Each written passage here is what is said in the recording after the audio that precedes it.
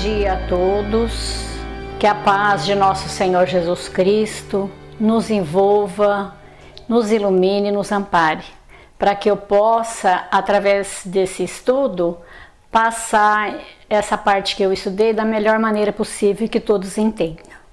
Então nós vamos falar hoje, iniciando o capítulo 9 do livro Obreiros da Vida Eterna, Louvor e Gratidão. Então, diz o André Luiz, que apesar dos resultados de nossa visita ao abismo fossem aparentemente mínimos, sentíamos-nos confortados e satisfeitos. Então, eles tinham a certeza de ter cumprido com seu dever. No Evangelho segundo o Espiritismo, ele diz que o dever é uma obrigação moral que consiste em ter a consciência despertada para o bem, consigo mesmo e para com todos, seguindo o livre-arbítrio da forma mais salutar possível. O Espiritismo nos instrui que o dever que vem do coração eleva o homem, pois é aquele feito com amor. E isto tinha acontecido ali com o pessoal. Na lição O Dever, ele nos diz que a igualdade diante da dor é uma sublime previsão de Deus, que quer que seus filhos, instruídos pela experiência comum, não cometam o mal, alegando o desconhecimento de seus efeitos. Vemos então que o sentimento que dominava o íntimo de todos era aquele de quem faz o que pode, cumprindo com o seu dever, colocando-se na posição de auxiliar aquelas almas necessitadas de ajuda. Então é dever nosso criar um mundo cada vez mais elevado na escala evolutiva. E por isso vamos fazer o bem visando a coletividade. Então o André Luiz continua nos narrando que quando eles estavam voltando lá do abismo, eles andavam em volta dos pântanos, mas só que eles estavam guardando a mesma severa atitude de vigilância, ao considerar possíveis ameaças no caminho. Então eles fizeram aquele trajeto em profundo silêncio. E aproximamo-nos então do Instituto, que é a Casa Transitória Fabiano de Cristo. E após atravessar aquela zona perigosa, a irmã Zenóbia agradeceu a todos em tom comovedor, com bastante palavras de carinho, de expressões de reconhecimento. Então nós vemos que Zenóbia, ela tinha a todos muita gratidão pelo serviço prestado. Só que para nós, muitas das vezes, nós reclamamos muito, né? E na realidade, nós precisamos agradecer ao invés de reclamar. Agradecer e vai depender muito da forma com que nós vemos as coisas. E precisamos exercitar sempre o silêncio quando tivermos quando essa vontade de reclamar visitar os nossos pensamentos, provocando em nós ações menos recomendáveis. Porque reclamar é muito feio, denota a nós uma falta de educação e ingratidão para com Deus. E nós estamos aqui vendo, através desse estudo, que a marca da Zenóbia é uma marca de gratidão. Porque em todas as pausas de uma tarefa a outra, ela está sempre lembrando de agradecer, espalhar através do elogio o esforço de todos os cooperadores, falando sobre o ânimo, a motivação necessária para o reerguimento. E nós vamos ver então agora algumas explicações que ela nos faz assim com bastante alegria, né? Ela diz assim que felizmente o nosso trabalho foi abençoado e profícuo. Os cooperadores novos estranharão, que são o André Luiz e essa turma, né? Talvez a minha afirmativa, lembrando-se sem dúvida que as faixas de salvamento, elas voltaram vazias. Só que, no entanto, algo ocorreu de importante, que a eventualidade de trazermos forçados conosco alguns irmãos infelizes. Eu refiro-me à semeadura das verdades eternas nos corações ignorantes, a ministração da esperança aos desalentados e tristes. Não somos apologistas da violência, mas semeadores do bem e a base natural da colheita segura da sementeira cuidadosa. Os ensinos edificantes lançados ao solo do entendimento abrem horizontes novos e claros à investigação mental dos necessitados e sofredores. Muitos deles, esta noite, cultivarão os princípios renovadores recebidos em processo intensivo no campo interno. E amanhã, provavelmente, eles estarão em condições vibratórias adequadas à internação em nosso asilo. Mais desejável para nós é que todos caminhem, utilizando os próprios pés, para que de futuro, em meio dos serviços naturais da regeneração, não se declarem vitimados por ações de arrastamento. Em todos os lugares encontraremos a compaixão e a justiça de Deus. Então, essa experiência, essa visão de Zenóbia, ela nos mostra o quanto que é importante a semeadura de novos conceitos, de passarmos argumentos iluminados para as mentes perdidas, amedrontadas, infelizes.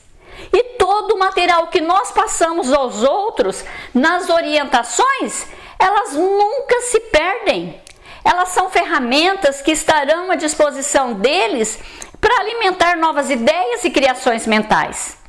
E aqui vemos a sinceridade, a honestidade de Padre Hipólito na sua explanação e provocou o silêncio.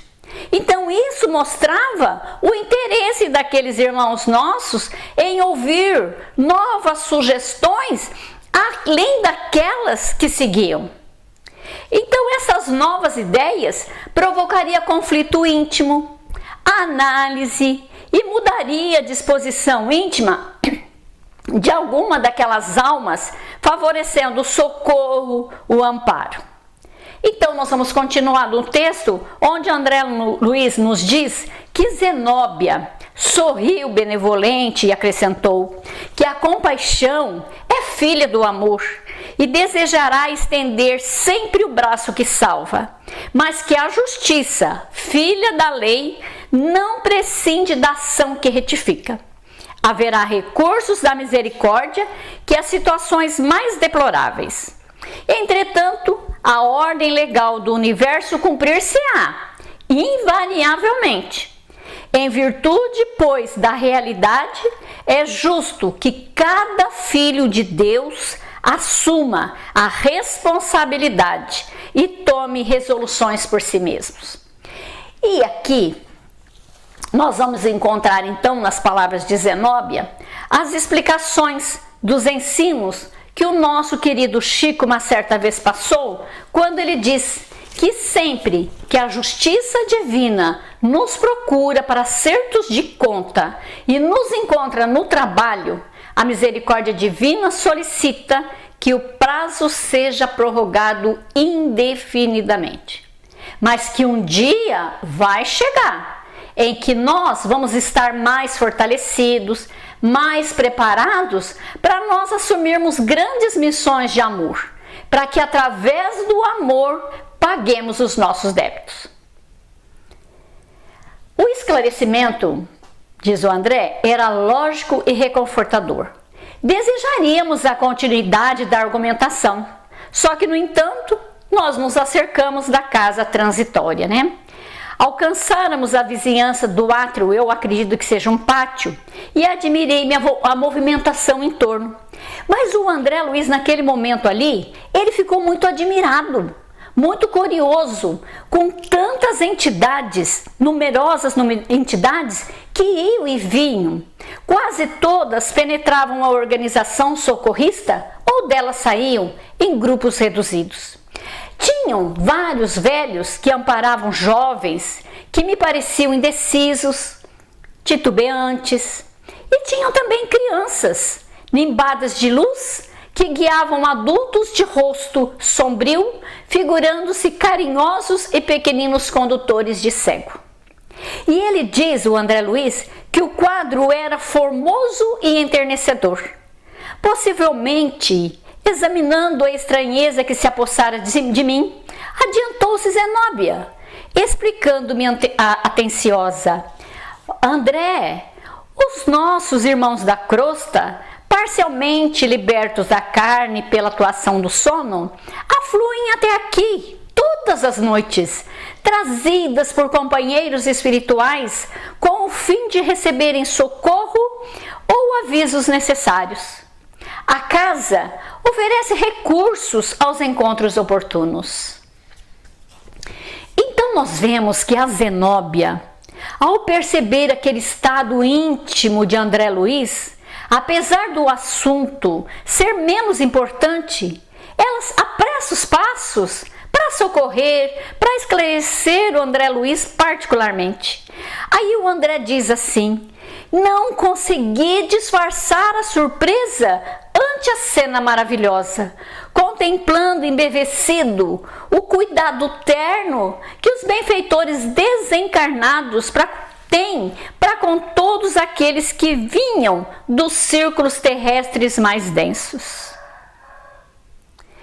E nós percebemos aqui nessa lição que o plano espiritual, ele está sempre de prontidão para nos ajudar, para ajudar nós, os encarnados.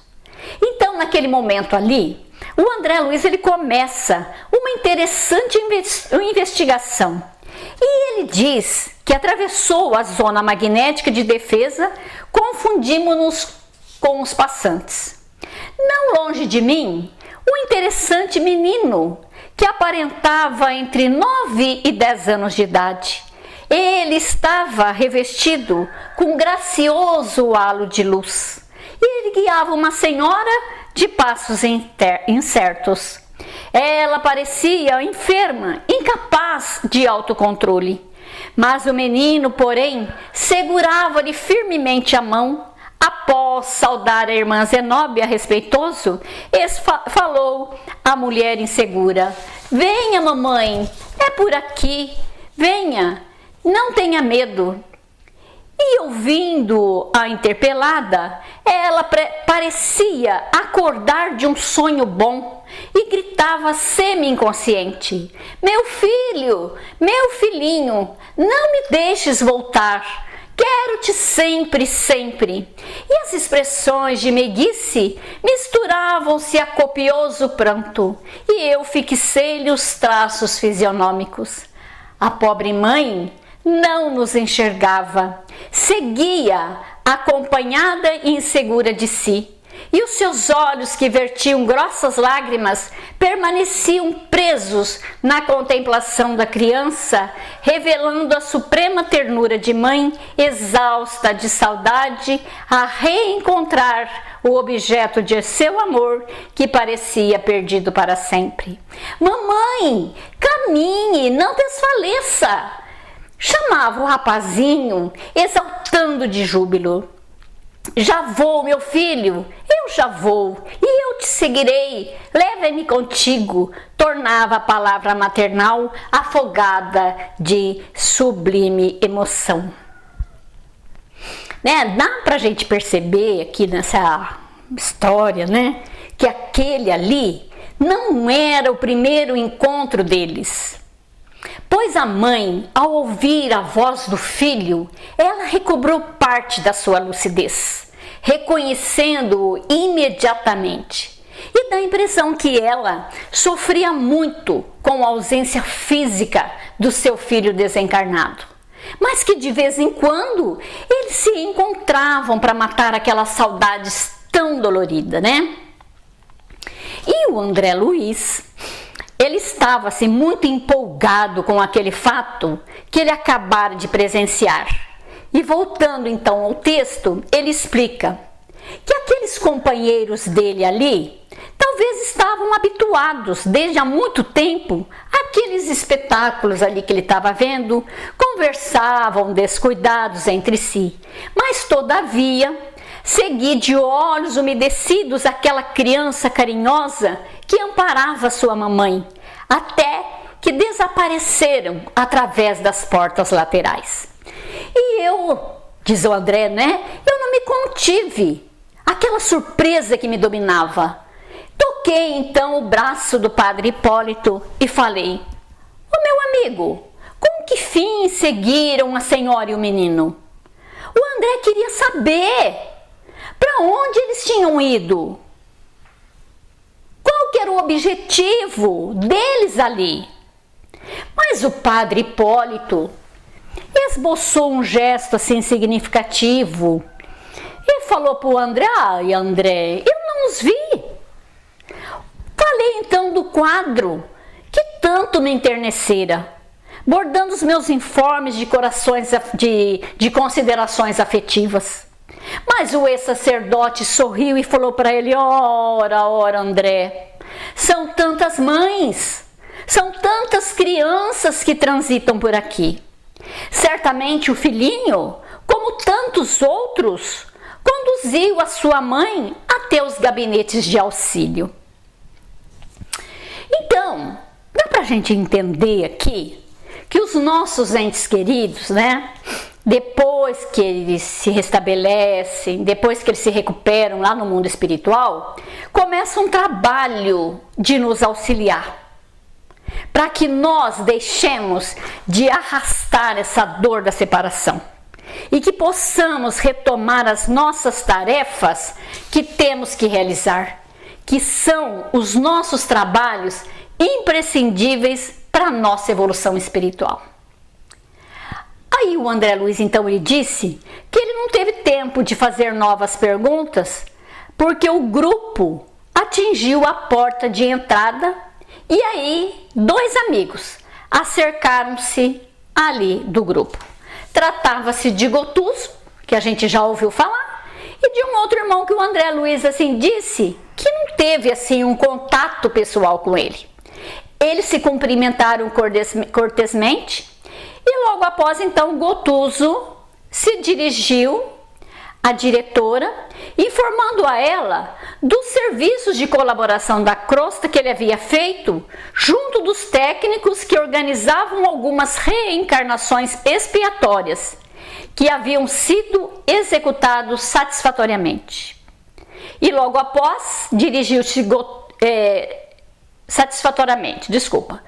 Zenóbia agradeceu e convidou-os a participar das orações de louvor e gratidão ao Todo-Poderoso.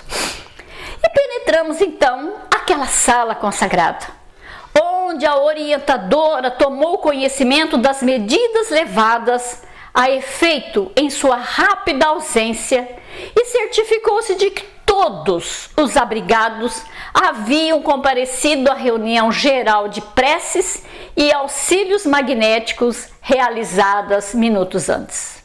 Sinais sonoros, uma campainha, convocou todos os colaboradores à ação de graças. E Zenóbia, delicada e ativa, dispôs-no em torno de uma vasta mesa e que ao fundo erguia uma tela transparente de grandes proporções. Admirável a comunhão da casa. Todos os dirigentes das variadas seções em que subdividiam as atividades do Instituto encontravam-se presentes para a tarefa gratulatória.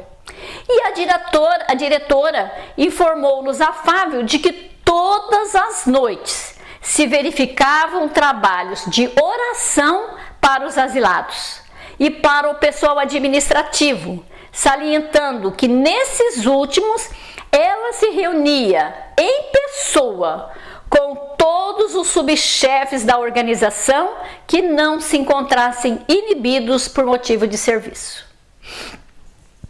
Então, a Zenóbia, ela valoriza muito a prece, né?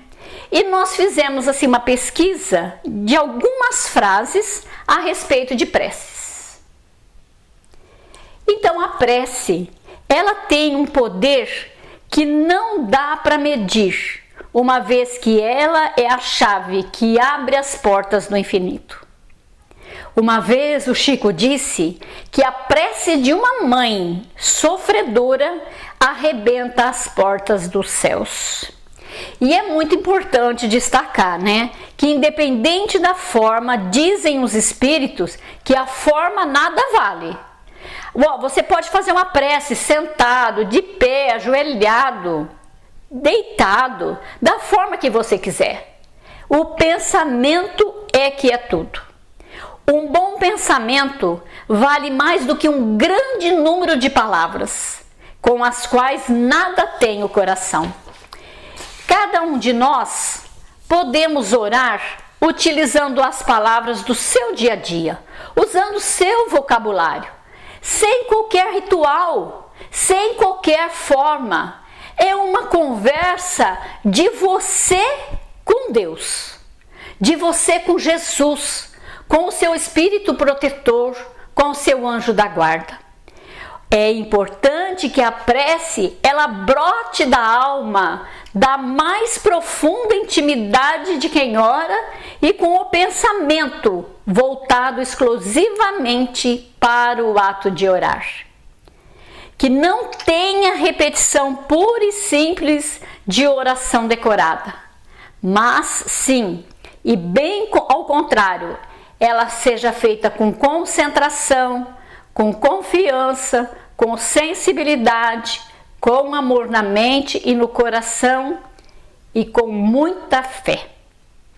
Pela prece, obtém o homem o concurso dos bons espíritos que vêm a sustentá-lo em suas boas escolhas, a inspirar-lhes boas ideias. Ele adquire desse modo a força moral necessária para vencer as dificuldades e voltar ao caminho reto que às vezes ele deste se afastou. A vibração da mente que ora tem o poder de iluminar as consciências, de clarear discernimentos, trazendo soluções para diversos problemas de difíceis aparências. A prece, ela é de enorme importância e o seu valor é inestimável. Então nós vemos que a prece, a oração, para ela alcançar o seu objetivo, ela precisa de ação, de atitude, de vontade de mudar o nosso comportamento, a nossa postura íntima e um desejo sincero de fazer o melhor a cada dia. Mesmo que seja um pouquinho, que seja pouco a pouco, mas que seja de um modo continuado e permanente, tornando-nos pessoas de mais fácil convivência e, sobretudo, pessoas de bem, voltadas para a prática do amor.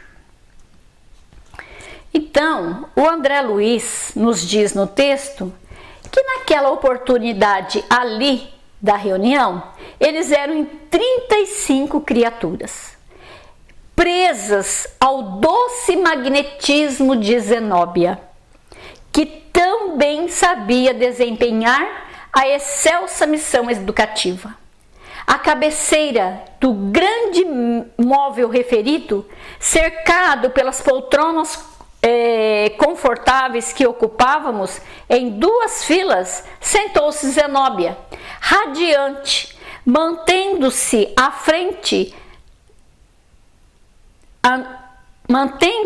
de frente para a tela constituída de um tecido diáfano semelhante a tenuíssimo gaze. 35 mentes interessadas na aquisição de luz divina e uniam-se a dela para as vibrações de reconhecimento e de paz. Gotuso, próximo de mim, entregou-se à profunda meditação, solicitando-nos acompanhar-lhe mentalmente as palavras. A instrutora iniciou a oração comovente e sublime. Então, nesse momento, nós vamos encerrar essa parte porque a próxima semana, na segunda parte, a Marielle vai dar continuidade na fala da prece. Então, muito obrigado a todos, que Jesus nos abençoe.